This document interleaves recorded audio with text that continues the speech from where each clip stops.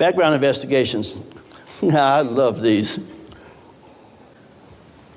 A lot of people at places do background investigations of their tenants and owners and stuff like that. Some states don't allow it or have restrictions on it. Some states allow all kinds of stuff. I've done background investigations on people who have passed background checks. Okay, background checks, there's a difference. You go out, you check the databases, that's what you get. They say, we found this in the databases and that's it. So people who have passed the background check, I found people who were embezzlers that did fine on the background. One was a violent offender. Found a serial killer who's now back in jail. He applied to purchase in a facility. Found one with armed robbery conviction. Found one who was doing human trafficking out of Turkey. Huge network. Ended up releasing several hundred young ladies. And international drug smuggling. On my one with the death squads. That was really interesting. So get out. Background checks are generally insufficient to give you anything. Why? Because people do things to get a whole new identity, and everybody says, well, how much trouble is that? It is so unbelievably easy. Let me see if we can show you how.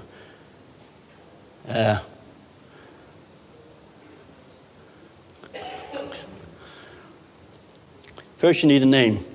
Go to a place like this. Fake name generator. Pick your gender. I doubt that I could pull off a female, so I'll be male, American. There you go. I'm now Paris Jackson. I've got an address.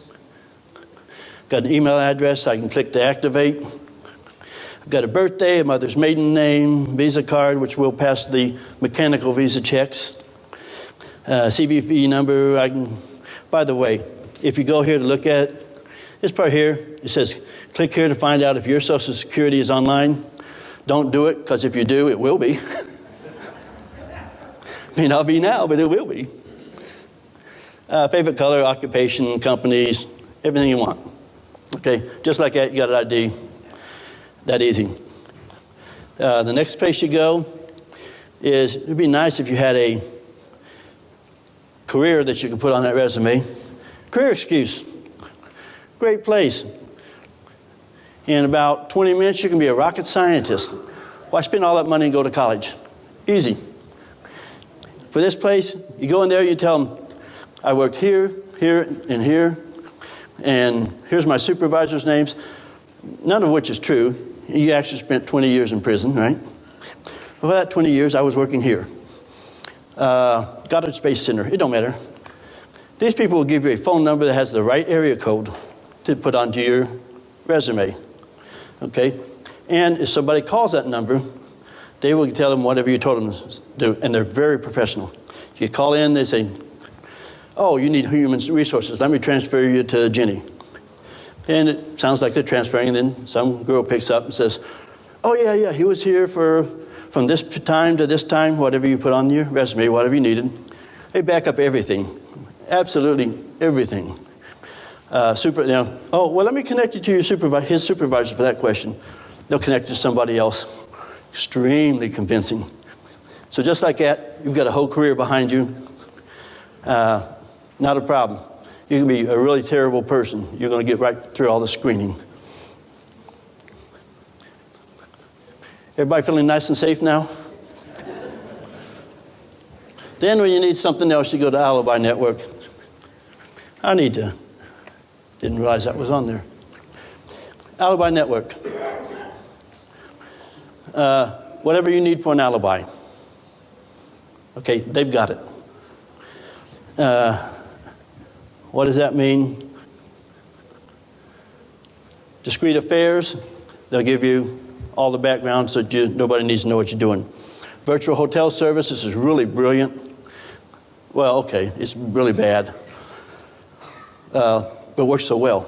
Not that I know. It's from clients and people I've investigated. Sorry, dear. You tell them you're going to be at the Caesars Hotel here in Las Vegas. They will give you a phone number to give to your spouse, employer, whoever you need to give it to. And it will be in the right area code for here. But of course, they'll pick it up and they'll answer it. Caesar's Palace. He said, I need to speak to so-and-so. Let me connect you to room 2675. And it takes a second. They connect you. And then they can come back and say, well, he's not in at the moment. Would you like to leave a message?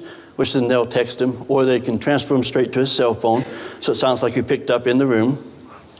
I keep using he here. Women do it too. Just more common for guys. Complete background. Very convincing. Confirmations. You get e-tickets, hotel stays, car rentals, whatever you need. I did a really good investigation of some guy who was scamming the IRS and his company because they had a procedure where, they're going to reimburse for car rentals and this and that and stuff. He was always going out of time and turning in receipts. I was getting receipts from here. The way I found out is he was stupid enough to bookmark it. Even the most brilliant people do something stupid sooner or later. Okay, and worldwide telephone, fax, virtual employment, they do it too, but not as good as career excuse. So, just want to tell you, that's how easy it is to get around any kind of background check thing that you're probably doing. You've got to have somebody who knows how to do an investigation and check them. This is not part of this presentation, but one of the recent things I've run across, y'all should probably know, it's not hit media or anywhere else yet because it's still under investigation. It's to determine how big it is. Got a situation. Somebody asked me to run a background check, a background investigation, I should say, on a person who was looking to buy into their association. And basic background stuff all looked real good. I hit her Facebook account and said, oh, fiance? Well, we should probably check him out too, because obviously if she moves in, he's going to be there too. So I ran that a little bit, and he was a sexual predator. Okay, they needed to know that. As it turns out, one of the really interesting things about this girl's background is she had been married and divorced 3 times in 4 years. I said, okay, what's wrong with this woman? What's going on here?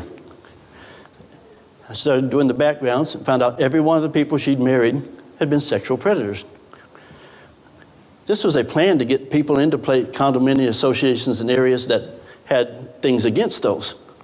Because she would go in and buy it as a single person, then get married and bring the person in, put them on the title, then get divorced and leave. As a general rule, unless you got something special in your documents, there's nothing you can do about that. And that's how they get into your association if they really want to get into one. And you cannot ask somebody, I'm sorry, are you planning on getting married? Have you been married before? That's stuff you're not allowed to ask. But in an investigation, we can look into those things. Yeah, the world's scary. But that's why I got a job, because there's a lot of crazy people out there.